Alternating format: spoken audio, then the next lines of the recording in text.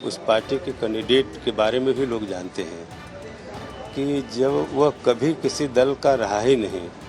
सुधाकर सिंह। मैं धोखा देने वाला काम नहीं करता और वह आदमी जिस दल में रहता वहीं पे छुरा भूकने का काम करता है। अब अखिलेश के बारे में मैं कोई टिप्पणी नहीं करना चाहता, लेकिन अखिलेश को खुद अपने बारे में उनको सोचने की ज़रूरत है कि उन्होंने जिस नेता के नेतृत्व में बहुत लोगों ने बहुत कुछ काम किया है, उस नेता के साथ क्या किया है आज उस समाज के लोग भी पूरी तरीके से जानते हैं। जो तल्ख रिश्ते सपा और बसपा के बीच में, और आज भी दलित समाज के लोग कहते हैं कि हम लोग 2 जून की घटना को, गेस्ट हाउस कांड को भूले नहीं हैं। और उस समय जब इस देश की नेता कुमारी बहन मायावती जी को जान से मारने की साजिश हो रही थी समर्थन वापसी के बाद गेस्ट हाउस में, और इसको बहन जी भी कहती है कि मैं सब भूल सकती हूँ 2 जून की घटना को नहीं।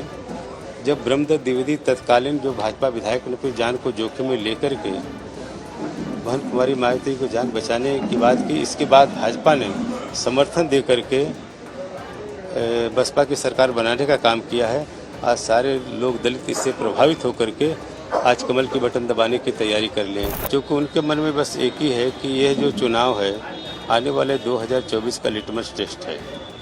क्योंकि सारे यहाँ ऐसा नहीं कि घोसी की जनता बहुत राजनीतिक रूप से परिपक्व है, वो किसी व्यक्ति के आधार पर किसी को चुनाव नहीं, और राष्ट्रीय सोच के साथ यहाँ की जनता रहती है, और राष्ट्रीय सोच के आधार पर जो है वो 5 तारीख को भारतीय जनता पार्टी के पक्ष में समर्थन देने को तैयार है। घोसी उपचुनाव पर तमाम नजरें टिकी हुई हैं और घोसी के इस उपचुनाव में आखिर जीतेगा कौन? क्या ये सिर्फ बीजेपी और समाजवादी पार्टी के बीच मुकाबला है? क्या सिर्फ ये दारा सिंह चौहान और सुधाकर सिंह के बीच मुकाबला है, या फिर जिस तरीके से अखिलेश यादव ने कहा है कि ये 2024 का एक मैसेज है, यानी कि इंडिया गठबंधन और एनडीए के बीच भी मुकाबला है? इन तमाम बातों पर बात करेंगे। हमारे साथ हैं इस वक्त दारा सिंह चौहान, जो कि एनडीए की तरफ से बीजेपी के उम्मीदवार हैं। स्वागत है आपका दारा सिंह जी। धन्यवाद। पहला सवाल तो यही है कि भाई आप ही यहाँ से विधायक थे, आप ही फिर विधायकी का चुनाव लड़ रहे हैं, आखिर इतनी जल्दी क्यों आपने ये सोचा कि आपको यहीं आना चाहिए और इसके लिए बाकायदा चुनाव में जाना चाहिए? देखिए, आज आप देख रहे हैं कि जिस तरीके से आज देश की जनता हमारे यशस्वी प्रधानमंत्री मोदी जी को इस देश में तीसरी बार प्रधानमंत्री बनाने का जो संकल्प लिया है, सारे समाज के लोग, चाहे अगड़ा हो पिछड़ा दलित समाज के लोग, सारे लोगों ने कहा कि नहीं मोदी जी को प्रधानमंत्री बनाना है। और हम जानते हैं कि वह प्रधान मोदी जो आज पूरी दुनिया में देश के सम्मान को बढ़ाने का काम किया है, आज वह मोदी जो देश के प्रधानमंत्री पे रहते हुए आज समाज के हर समाज के बेहतर विकास के लिए काम कर रहे हैं, आज उनके नेतृत्व में देश का सम्मान पूरी दुनिया में बढ़ रहा है। और इसलिए जब सारे लोगों ने कहा नहीं तीसरी बार हमको प्रधानमंत्री बनाना है, तो हमने भी निर्णय लिया कि हमें भारतीय जनता पार्टी में शामिल होकर के हमें फिर मोदी जी को तीसरी बार प्रधानमंत्री बनाने के लिए कुछ भी त्याग करना होगा, हम करेंगे।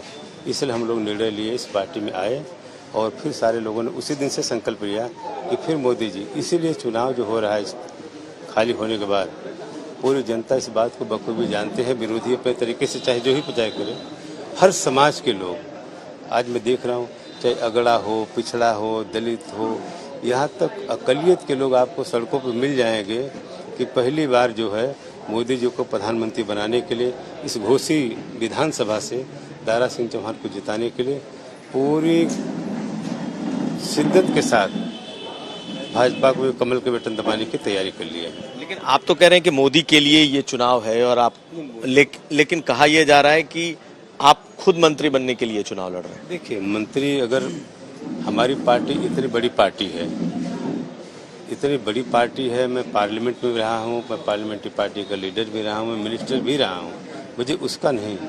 अगर बताएं मेरे चाहने से कोई मुझे कुछ बनाएगा? ये दल है, दल बहुत बड़ा है और दिल भी बहुत बड़ा है। ये पार्टी की सोच, मुझे नहीं पता कि लोग क्या कहते हैं, लेकिन मैं तो एक कार्यकर्ता के रूप में, एक भाजपा का सिपाही के रूप में मोदी जी को प्रधानमंत्री बनाने के लिए मैं आया हूँ कि मेरी जो भी पूरी ताकत होगी लगा करके, जब पूरे समाज के लोग हैं उसी समाज में मैं भी ताल्लुक रखता हूँ, मेरा संबंध है, इसलिए मैं आया हूँ। मंत्री बनाना नहीं, यहाँ के जनता की सेवा करना मेरा कर्तव्य है और सेवा में जहाँ भी रहा सेवा करने का काम किया। लेकिन दारा सिंह जी, एक जो आप पर सबसे बड़ा आरोप लग रहा है, खास करके घूमते हुए जब हम लोगों से बात कर रहे हैं, तो उनका कहना है कि बीजेपी तो ठीक है, लेकिन दारा सिंह चौहान बार बार दल बदलते हैं, दल बदलू हो गए हैं, कोई दल उन्होंने नहीं छोड़ा है। और कल मैं जब अखिलेश यादव जी के कार्यक्रम में था तो मंच से सिर्फ और सिर्फ यही कहा गया कि आप सबसे बड़े दल बदल करने वाले नहीं। दल बदलने में जहाँ भी रहता हूँ ईमानदारी निष्ठा से रहता हूँ, और जिस पार्टी के नेता लोग आए थे उस पार्टी के कैंडिडेट के बारे में भी लोग जानते हैं कि जब वह कभी किसी दल का रहा ही नहीं। मैं धोखा देने वाला काम नहीं करता, और वह आदमी जिस दल में रहता वहीं पे छुरा भूकने का काम करता है। इसके पहले हम भी चुनाव लड़े थे, हमेशा विरोध में। जितने भी समाजवादी पार्टी अब किस मुंह से वहाँ पे उनके नेता कह रहे हैं, उनको खुद समझना चाहिए। और मैं तो कहता हूँ कि हम लोग ईमानदारी से घोसी में रह कर सेवा किए हैं, और पूरी जनता आज उसी निष्ठा के नाते आज सारे लोग भारतीय जनता पार्टी के परिणाम को पक्ष में करने के लिए आज सारे लोग एक साथ खड़े हो गए हैं। इसलिए इनका जो चूँकि पूरी तरीके से हताश और निराश होने के बाद इसके अलावा उनके पास कोई रास्ता कहने के लिए है नहीं। अखिलेश जी भी ने यही बातें कही मंच। अच्छा, दल बदलने की बात, हमारे पास आए और फिर छोड़ कर अब अखिलेश के बारे में मैं कोई टिप्पणी नहीं करना चाहता, लेकिन अखिलेश को खुद अपने बारे में उनको सोचने की ज़रूरत है कि उन्होंने जिस नेता के नेतृत्व में बहुत लोगों ने बहुत कुछ काम किया है, उस नेता के साथ क्या किया है आज उस समाज के लोग भी पूरी तरीके से जानते हैं। और यही कारण है उस समाज के लोगों का भी बहुत भारी समर्थन जो है आज दारा सिंह चौहान के पक्ष में और बीजेपी के पक्ष में है, और खुद उनके कैंडिडेट के विरोध में है। एक चीज बताइए कि आप कह रहे हैं कि आप बड़ी जीत दर्ज करेंगे, आखिर आपके इस कहने का आधार क्या है?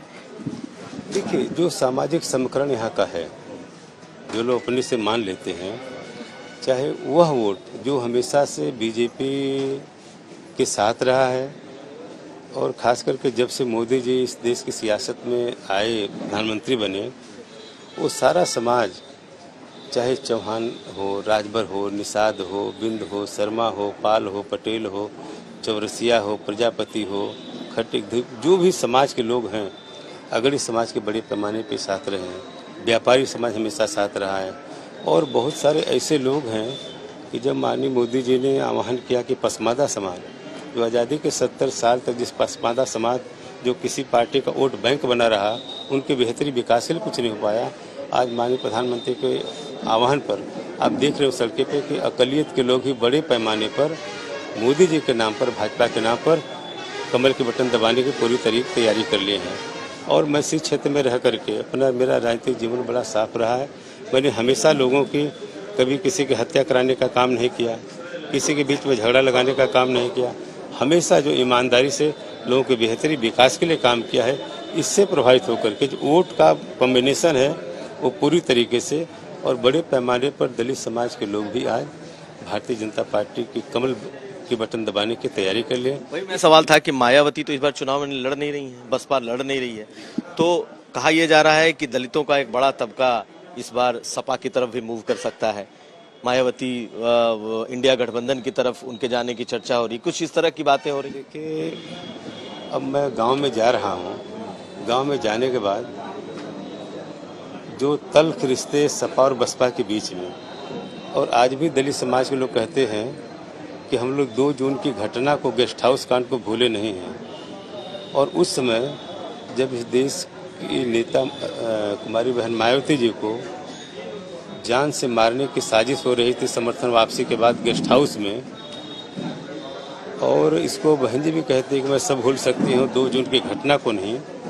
जब ब्रह्मदत्त द्विवेदी तत्कालीन जो भाजपा विधायक ने अपनी जान को जोखिम में लेकर के बहन कुमारी मायावती को जान बचाने की बात की, इसके बाद भाजपा ने समर्थन दे करके बसपा की सरकार बनाने का काम किया है। आज सारे लोग दलित इससे प्रभावित होकर के आज कमल की बटन दबाने की तैयारी कर लें।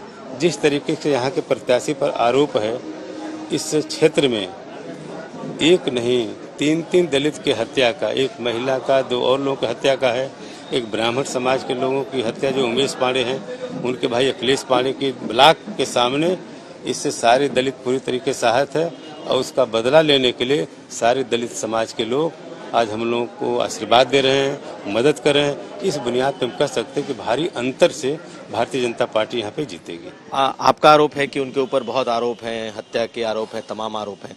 उनके बारे में ये कहा जा रहा है कि वो जमीनी नेता हैं, लॉयल हैं, एक पार्टी से इतने लंबे समय से जुड़े हुए हैं। और आपके साथ है कि आपके साथ लोग हैं, आप लगातार जीते भी हैं, लेकिन आपके साथ वही एक बात आ जाती है कि एक आदमी लॉयल है अपनी पार्टी का और एक आदमी लगातार पार्टी का। कभी लॉयल नहीं। जब दारा सिंह चौहान चुनाव लड़े तो लॉयल्टी कहाँ गई थी, फिर पार्टी के विरोध में था। जब यहाँ से अजमल नूरानी लड़े थे तो कहाँ लॉयल्टी थी, पार्टी के विरोध में था। जब यहाँ से उसी पार्टी के वो राजीव राय लड़े थे तो कहाँ लॉयल्टी थी, पार्टी के विरोध में था। जब उसी पार्टी के अजमल नूरानी थे, कहाँ लॉयल्टी थी, पार्टी के विरोध में था। जब कपिल देव यादव लड़े उसी पार्टी से, उसी पार्टी में था, पार्टी के विरोध में, कहाँ लॉयल्टी थी, कभी लॉयल्टी नहीं थी। वह सिर्फ और सिर्फ अपने लिए समाजवादी पार्टी है, बाकी के लिए कभी पार्टी के साथ रहा ही नहीं। ये जो कहना है या जो कुछ दिखा रहे होंगे, कह रहे होंगे, ये पूरी तरीके से साजिश है। घोसी की जनता पूरी तरीके से जानती है कि क्या सोच है।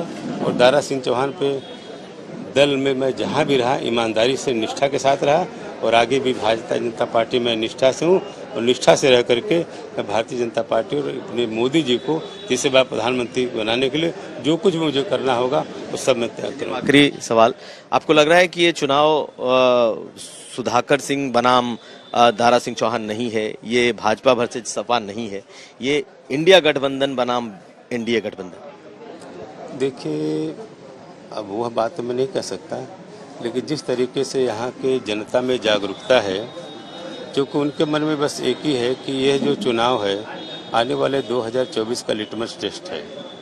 क्योंकि सारे यहाँ ऐसा नहीं कि घोसी की जनता बहुत राजनीतिक रूप से परिपक्व है, वो किसी व्यक्ति के आधार पर किसी को चुनाव नहीं, और राष्ट्रीय सोच के साथ यहाँ की जनता रहती है और राष्ट्रीय सोच के आधार पर जो है वो 5 तारीख को भारतीय जनता पार्टी के पक्ष में समर्थन देने को तैयार है। बहुत शुक्रिया बात करने के लिए आपका। तो हमारे साथ थे दारा सिंह चौहान और बहुत कॉन्फिडेंट हैं कि इस बार फिर वो यहाँ से चुनाव जीतेंगे। कुमार अभिषेक।